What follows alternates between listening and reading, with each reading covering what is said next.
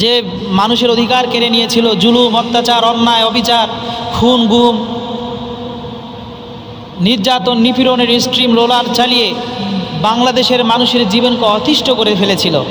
আল্লাহ রাব্বুল আলামিনের বিষয়ে আমরা জানেন, আপনারা সকলেই জানেন যে আল্লাহ ছাড় দেয় কিন্তু ছেড়ে দেয় না। আল্লাহ সবাইকে ছাড় দেয়, সময় দেয়, সুযোগ দেয়, কিন্তু যদি ফিরে না আসে তাহলে তার জন্য ব্যাপক লজ্জাজনক এক হারের ব্যবস্থা আল্লাহ তাআলা করে দেয়। তো তার এখন এমন একটা অবস্থা হয়েছে, সে বাংলাদেশ থেকে পালিয়ে যেতে বাধ্য হয়েছে। এটা হচ্ছে আল্লাহর মায়ের। এটা কার মায়ের? এটা হচ্ছে আল্লাহর মায়ের, যাদেরকে তারা বাংলাদেশ থেকে বিতাড়িত করতে চেয়েছিল। এই স্বৈরশাসক সরকার, যাদের নাম, নিশানা, নিবন্ধন সব কিছু বাতিল হয়ে গিয়েছে। আল্লাহর কি ভালোবাসা, আল্লাহর কি কুদরত দেখেন, তাদের নামটাই সর্বপ্রথম সরকার পতনের পর উল্লেখ করা হয়েছে। সুবহানাল্লাহ পড়বেন না? তিনাকে বন্দি করে রাখা হয়েছে। তিনি 10 বছর আল্লাহর জমিনে, আল্লাহর দুনিয়ার আলো বাতাস তার শরীরে লাগে নাই। তিনি কাঁদতেছে আর বলতেছে যে গামছা একটা দেখালে, যে গামছা যেটা আমরা গা মুছি, তার সবচাইতে বড় বন্ধু আর সঙ্গী ছিল একটা গামছা। তিনি বললেন যে এই গামছায় আমার চোখের পানি এত পড়েছে, এত কেঁদেছি আমি এই 10 বছর, এই পানিগুলো দিয়ে একটা পুকুর পূরণ হয়ে যাইতো। আল্লাহু আকবার বলেন। তাহলে কত কান্নাকারি করছেন। সে জেল থেকে বের হয়ে আসার পর, সেই আয়না ঘর থেকে বের হয়ে আসার পর দেখে যে গত বছর তার স্ত্রীর বিয়ে হয়ে গেছে। গত বছর তার স্ত্রীর বিয়ে হয়ে গেছে। তার সন্তানরা জানেই না যে তার বাপ দুনিয়াতে বেঁচে আছে না মারা গেছে। এইরকম অসংখ্য নজির, অসংখ্য ব্যক্তিকে গুম করে রাখা হয়েছিল, যারা আজকে মুক্ত বাতাসে ইনশাআল্লাহ। আল্লাহ তাআলা আর যেন কোনো দিন কোনোভাবে আমাদের বাংলাদেশে এইরকম স্বৈর শাসক পুনরায় আসার সুযোগ না করে দেয়, বলেন আমিন। সেই সাথে বাংলাদেশে যেমন ছাত্র জনতা, ছাত্র জনগণ জেগে উঠেছে, এই বাংলাদেশে যেন আল্লাহ তাআলা একজন ইসলামী শাসক, যে ব্যক্তি তার নিজের পকেট, নিজের পেট পূজারি করার জন্য নয়, আখিরাতকে ভয় করবে, তারপরে হচ্ছে আখিরাতের জীবনকে দুনিয়ার জীবনে প্রতিষ্ঠা করার জন্য, দুনিয়ার জীবন সুন্দর সাবলীল করার জন্য যে ব্যক্তি কাজ করবে, আল্লাহ তাআলা এমন একজন সরকার, এমন একজন শাসক যেন আমাদের বাংলাদেশের জন্য ব্যবস্থা করে দেয়, পড়েন আমিন। আমার আজকের আলোচনার বিষয়টা হচ্ছে জুলুম। কি বিষয় বললাম? জুলুম। আল্লাহ তাআলা বলেন, আল জুলুম জুলুমাতুন ইয়াউমাল কিয়ামাহ। যারা জুলুম করে, যখন জুলুম করে তখন খুব মজা পায়। যখন অন্যের উপরে জুলুম করা হয় তখন সে ব্যক্তি খুবই মজা পায়, কিন্তু জুলুমের যে পরিণতি সেইটা সম্পর্কে সে কখনোই ভাবে না। আল্লাহ তাআলা বলেন, আল জুলুম জুলুমাতুন ইয়াউমাল কিয়ামাহ। জুলুম কিয়ামতের দিন মানুষের জন্য ভীষণ অন্ধকার হয়ে দাঁড়াবে। তাদের চোখের মধ্যে চশমা পরিয়ে দেওয়া হবে। কেমন চশমা? কালো চশমা, যে চশমা দিয়ে সে দেখতে পারে না। এই যে র্যাব যখন কাউকে গ্রেফতার করে, র্যাব যখন কাউকে গ্রেফতার করে এবং যাকে গুম করা হয়, ওই ব্যক্তিটাকে আকাশে রাখলো না পাতালে রাখলো, জমিনের নিচে রাখলো না জেলখানায় রাখলো না কোথায় রাখলো, এইটা তাকে বুঝতে দেওয়া হয় না। এই জন্য তার চোখে একটা কালো চশমা দেওয়া হয়, যাতে করে সে কোনো কিছু দেখতে না পারে, সে বুঝতেই না পারে সে কোথায় আছে। তেমনি করে কিয়ামতের দিন যখন জুলুমকারী উঠবে, আল্লাহ রাব্বুল আলামিন তাদের চোখে কালো চশমার মতো পড়াই দিবেন। সে তার ওই 2 চোখ দিয়ে কোনো কিছু দেখতে পারবে না। ভীষণ অন্ধকার। তার কাছে সবাই সব কিছু পাবে, কিন্তু সে কারো কাছে কোনো কিছুই পাবে না। যার উপরে জুলুম করেছে, যার উপরে অত্যাচার করলো, সেই ব্যক্তিটাকে তার নেকিগুলো দিয়ে দিতে হবে জুলুম করার কারণে। এই জুলুম এমন একটা পাপ, যে পাপের শাস্তি দুনিয়াতেও আল্লাহ তাআলা দেয় এবং কিয়ামতেও তার জন্য শাস্তি নির্ধারণ করা আছে। আল্লাহ তাআলা আমাদের সকলকেই, আমরা যে যে অবস্থানে আসি, স্ব স্থান থেকে আমরা কারো উপরে জুলুম করব না, আল্লাহ তাআলা সেই তৌফিক আমাদের সকলকে ইনায়েত করুক, বলেন আমিন।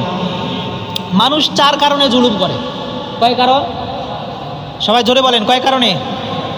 4টা কারণ যখন একটা মানুষের হয়ে যায়, পেয়ে যায়, তখন ওই মানুষটা জুলুমকারী হয়ে যায়। 1 নম্বর কারণ হচ্ছে যখন একটা মানুষের প্রচুর পরিমাণে টাকা হয়ে যায়। কি হয়ে যায়? টাকা। একটা মানুষের যখন প্রচুর পরিমাণে টাকা হয়ে যায়, ওই ব্যক্তিটা তখন আর মানুষকে মানুষ মনে করে না, মানুষের উপরে জুলুম, অত্যাচার, নিপীড়নের রিস্ট্রিং রোলার চালিয়ে দেয়। সে ব্যক্তি মনে করে যে আমার টাকার ক্ষমতাতে আমি সব কিছু করব, আমার টাকা আছে, আমাকে কেউ ধরতে পারবে না, আমার টাকা আছে, আমি 100 নেতাকর্মীকে আমার পিছনে ঘুরাই নিয়ে বেড়াবো, আমার টাকা আছে, কোনো জেল জুলুম আমার হবে না, আমার টাকা আছে, বিদেশি বা অন্য কোনো রাষ্ট্র থেকে আমার উপরে কোনো প্রকার চাপ আসবে না।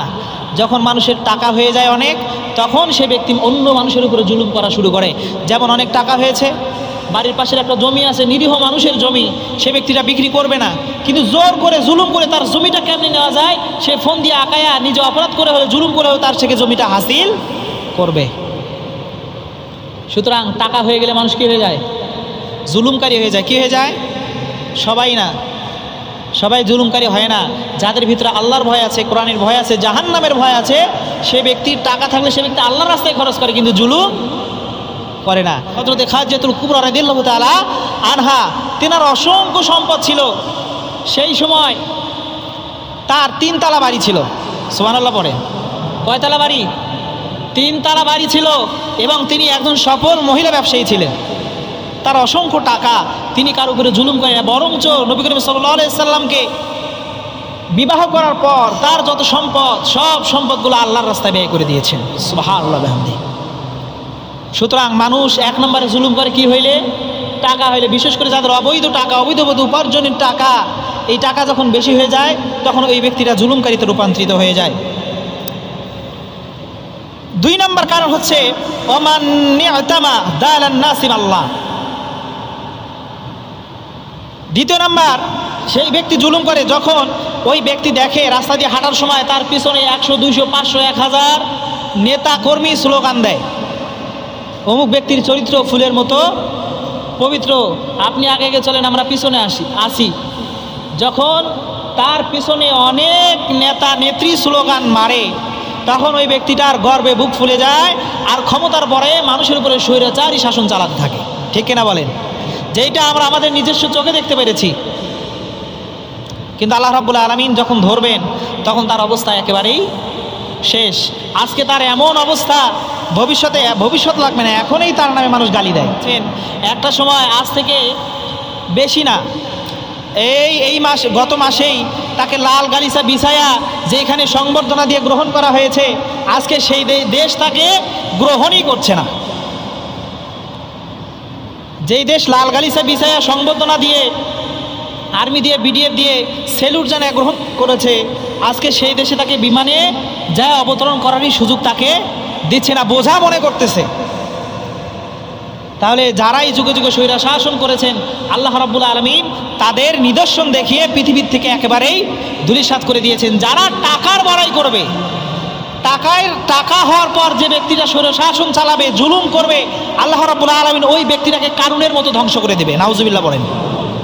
কারণ কারুনের সম্পদ 500 কয়েক একর জমি আল্লাহ রাব্বুল আলামিন একেবারেই দুনিয়ার সাথে মিশাই দিছে, হুকুমকে অস্বীকার করেছে। সম্পদ হওয়ার কারণে যখনই অহংকার করলো, জুলুম করা শুরু করলো, তখনই আল্লাহ রাব্বুল আলামিন তার এই সম্পদ সহ তাকে পৃথিবীর নিচে দাবিয়ে দিলেন। এই জন্য টাকা হইলে মানুষের উপরে জুলুম করা যাবে না। 2 নম্বর বললাম যে যখন নেতা হয়ে যায়, পিছনে কর্মী থাকে, উৎসাহ দেয়, ওই সময় মানুষরা জুলুম করে। আর যে ব্যক্তি তার পিছনে কর্মী থাকার কারণে মানুষের উপরে জুলুম শুরু করে দেয়, আল্লাহ রাব্বুল আলামিন তাকে নমরুদের মতো শাস্তি দিয়ে দেয়। নমরুদের মতো কেমন শাস্তি দেয়? নমরুদ কিভাবে মরছে? তার কানের ভিতরে কি ঢুকেছিল? মশা। অন্য কাউকে লাগে নাই, তার পাশের যে নেতাকর্মী ছিল, অন্য লোককে ডাকায় আনতে হয়েছে, তার পাশের যে নেতাকর্মী ছিল তাদেরকে বলেছে মার, মাথায় মার। এমন মায়ের মারলো, সে ওইখানেই তার নেতাকর্মীর হাতেই শেষ। এই কাজটা করেছেন কে দিয়েছিলেন? মশাটা কে দিয়েছিলেন? তাহলে আমরা যারা নেতা নেত্রীর বড়াই করি, 2 দিনের বড়াই, ক্ষমতা আজকে আছে তো কালকে নেই। আপনি সকালে বাদশাহ, বিকেলেই ফকির, দুপুর 12টা পর্যন্ত আপনি বাদশাহ, আপনার ক্ষমতা অনেক, 1:30টার মধ্যে আপনার ক্ষমতা শেষ, আপনাকে দেশ থেকে পালন করতে হয়েছে। তো কিছুক্ষণ আগ পর্যন্ত যে নমরুদ ক্ষমতার বড়াই করেছে, নেতা নেত্রীর বড়াই করেছে, তার সুসজ্জিত অস্ত্র শস্ত্রে সজ্জিত বাহিনীর বড়াই করলো, সেই নেতা নেত্রীরাই তার মাথার মধ্যে আঘাত করে তাকে দুনিয়া থেকে বিদায় করে দিয়েছেন। সুতরাং আজও যারা ক্ষমতার বড়াই করেন, আল্লাহ রাব্বুল আলামিন নমরুদের মতো বেয়াজ্জতি করেই তাদেরকে বিতাড়িত করে দেয়। সুতরাং আমাদের ক্ষমতার বড়াই করা যাবে না। 3 নম্বর, মেধার বড়াই করা। কিসের মেধায়? মেধার বড়াই করা, বুদ্ধির বড়াই করা। বাংলাদেশে এমন অনেক বুদ্ধিজীবীর কথা আমরা শুনেছি যারা সংসদ থেকে বিসমিল্লাহ পর্যন্ত উঠাই দেওয়ার মতো চিন্তা ভাবনা করেছিলেন। নাউজুবিল্লাহ বলেন। করছে কি করে নাই? কোরআনুল কারীমের তেলাওয়াত সংসদে শুরু হওয়ার সময় হবে, এইটাও তারা মানতে পারে নাই। তারপরে হচ্ছে বাংলাদেশের বিধান থেকে বিসমিল্লাহ উঠাই দিতে হবে। আরে বোকা, যেই বাংলাদেশের মধ্যে এখনো লক্ষাধিক ওলি আল্লাহ শুয়ে আছেন, সেই দেশে তুমি কতদিন বড়াই করবা? কতদিন কোরআনের বিরুদ্ধে, আল্লাহ রসুলের হাদিসের বিরুদ্ধে চলবা? আল্লাহ রাব্বুল আলামিন তো তোমাকে এমনিতে ছেড়ে দেবে না। যারা ফটর ফটর করেছিল, আজকে তাদের অবস্থান কোথায়? তাদের খোঁজ খবর আছে কি? নাই। আজ থেকে কয়েক বছর আগে আল্লামা দেলাওয়ার হোসেন সাঈদী রহমাহুল্লাহ, যাকে শহীদ করা হয়েছিল এই মাসেই, এর মাসে কয় তারিখে জানেন? 14 তারিখ। কয় তারিখ? আজকে 9 তারিখ। আর 5 দিন পর আল্লামা দেলাওয়ার হোসেন সাঈদীকে শহীদ করা হয়েছিল হাসপাতালে। হাসতে হাসতে ঢুকলেন, লাশ হয়ে বের হয়ে আসলেন। তিনি বলেছিলেন যে এমন একটা সময় আসবে, তোমরা যে স্বৈরাচারী শাসন চালাচ্ছ, এমন একটা সময় আসবে এন্দুরের গর্ত খুঁজে পাবা না পালানোর জন্য। সুবহানাল্লাহ বললেন না? তাহলে যারা আল্লাহওয়ালা হয় তাদের ভবিষ্যৎবাণীগুলো সঠিক হয়। আল্লাহর হাবিব সাল্লাল্লাহু আলাইহি ওয়াসাল্লাম 1400 বছর পূর্বে যে কথাগুলো বলেছেন, আজকে সেই কথাগুলো ফলতেছে কি ফলতেছে না? সুতরাং যারা আল্লাহওয়ালা হয় তারা জবান দিয়ে যেটা বের করেন, আল্লাহ তাআলা সেটাকে ফলানোর মতো সুযোগ করে দেয়। তাহলে আমাদের মেধা আছে, আমরা মেধা খাটাবো কোথায়? কিন্তু আপনার আমার কি হবে, পরকালে আমার জিন্দেগিটা কেমন হবে, এই বিষয়ে কোনো চিন্তা ভাবনা আমাদের নাই। সুতরাং মেধা খাটাতে হবে কার জন্য? যারাই কোরআনের বিরুদ্ধে মেধা খাটাইছে, আল্লাহ তাদেরকে লাঞ্ছিত করেছেন। আল্লাহ তাদেরকে লাঞ্ছিত করেছেন। আর কোরআন নিয়ে যারা মেধা খাটাইছেন, আল্লাহ রাব্বুল আলামিন তাদেরকে জিরো থেকে হিরো বানাই দিয়েছেন। সুবহানাল্লাহ। তাহলে আমাদেরকে কোরআন দিয়ে মেধা খাটাতে হবে। কোরআন কিভাবে প্রতিষ্ঠা করা যায়, কোরআনের রাজ কেমনে কায়েম করা যায়, এই চিন্তা আমাদের করতে হবে। আল্লাহ তাআলা আমাদেরকে সেই তৌফিক দান করবেন, আমিন। 4 নম্বর, মানুষ স্বৈরাচারী শাসক হয় যে কারণে দারা সুলতানিহি আল্লাহ। 4 নম্বর, যে কারণে মানুষ তাদের ক্ষমতার ব্যবহার করে স্বৈরাচারী শাসক হয়, তারা হচ্ছে ক্ষমতা আল্লাহ তাআলা সবাইকে দেয়। সবাইকে কি দেয়? আপনার ক্ষমতা আছে না? আপনার পরিবারে আপনার ক্ষমতা, আমার মসজিদে আমার ক্ষমতা, একজন মেম্বার তার ওয়ার্ডের ক্ষমতা, একজন চেয়ারম্যান তার ইউনিয়নের ক্ষমতায়, একজন উপজেলা চেয়ারম্যান উপজেলার ক্ষমতায়, একজন এমপি তার সংসদীয় আসনের ক্ষমতায়, আর একজন দেশের সরকার সে পুরা দেশের ক্ষমতা রাখে। তো যখন আল্লাহ রাব্বুল আলামিন সবাইকে ক্ষমতা দিয়ে পরীক্ষা করে, যখনই ক্ষমতা হাতে পেয়ে যায় তখনই ব্যক্তির অহংকার বেড়ে যায় আর ক্ষমতার অপব্যবহার শুরু করে দেয়। যখনই অপব্যবহার শুরু করে, আল্লাহ রাব্বুল আলামিন তাদেরকে পাকড়াও করে ফেলেন। কি করেন?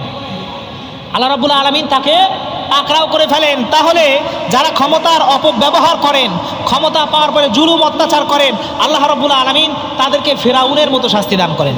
কার মতো? ফিরআউনের ক্ষমতা কম ছিল না বেশি ছিল? অনেক ক্ষমতা। মূসা আলাইহিস সালামকে দাবড়াইতে নীল নদের কাছে নিয়ে গেছে। যাওয়ার পর ভাবতেছে যে এইবার তো ক্ষমতা আমার হাতে, এইবার তোকে ধরবো আর শেষ করব। আসমান থেকে সব কিছু দেখতেছেন কি দেখতেছেন না? তিনি সব কিছু দেখতেছেন, খোঁজ খবর রাখতেছেন। যখনই নীল নদের পাশে গেছে, আল্লাহ তাআলা তার মূসা আলাইহিস সালাম এবং তার সম্প্রদায়ের জন্য রাস্তা তৈরি করে দিয়েছেন। সুবহানাল্লাহ বিহামদিহি। এদিকে মূর্খ, জাহিল, পথভ্রষ্ট, খোদাদ্রোহী ফিরআউন, সে ভাবছে এটা তার মামুর বাড়ির রাস্তা, সে এই রাস্তা পার হয়ে নিলে যাবেন। যেই না নীল নদের ভিতরে গেছেন, আল্লাহ দুই পাশের রাস্তা, দুই পাশের পানি একত্রিত হয়ে এমন চাপ দিছে, আল্লাহ রাব্বুল আলামিন আজও পর্যন্ত নিদর্শন বানায় এই সমস্ত জালিমদেরকে চোখে আঙ্গুল দিয়ে দেখানোর মতো সুযোগ করে দিয়েছেন। সুবহানাল্লাহ বলেন।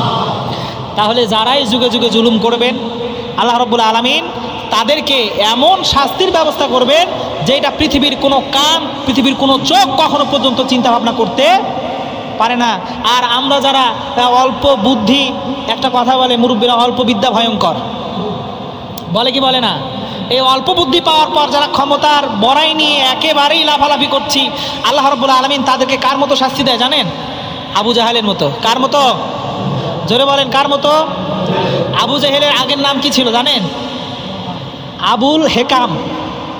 আবুল হেকাম মানে হচ্ছে জ্ঞানীর পিতা। কি নাম ছিল? জ্ঞানীর পিতা। পরে যখন তিনি মূর্খতা শুরু করেন, আল্লাহ রসুলের বিরুদ্ধে চলে গেলেন, আল্লাহ রসুলের পিছনে লাগলেন, ইসলামের রাজতন্ত্র কায়েম করতে দিবেন না, এই সময় তার নাম দেওয়া হলো কি? আবু জাহিল। জাহিল মানে হচ্ছে মূর্খ। জাহিল মানে কি? মূর্খ। তাহলে শিক্ষিতর পিতার থেকে হয়ে গেল মূর্খের পিতা।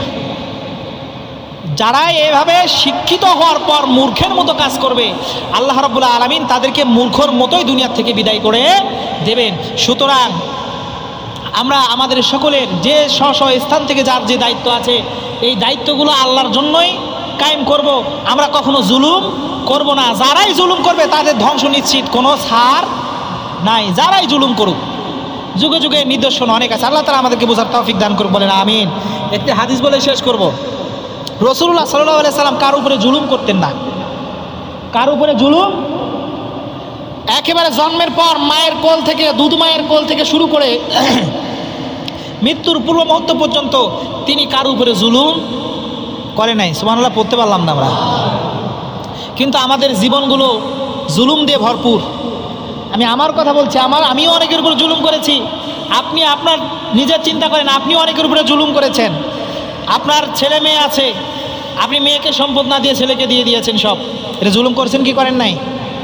আপনার ছোট বোনকে দেন নাই, দিতে পারেন নাই, আপনি হাজি সাহেব হয়ে গেছেন, তো আপনার বোনের উপর জুলুম করছেন কি করেন নাই?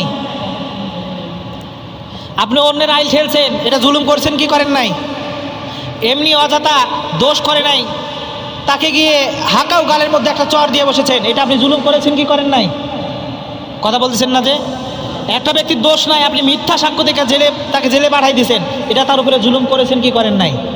এই জুলুমের শাস্তি এমন হবে কিয়ামতের দিন, ওই জুলুমের বদলে আপনাকে আপনার আমলনামার যে নেকি আছে এগুলো ভর্তুকি দিয়ে আপনার আর আমলনামায় কিছুই থাকবে না। আপনার জায়গা হবে কোথায়? কোথায় বলেন?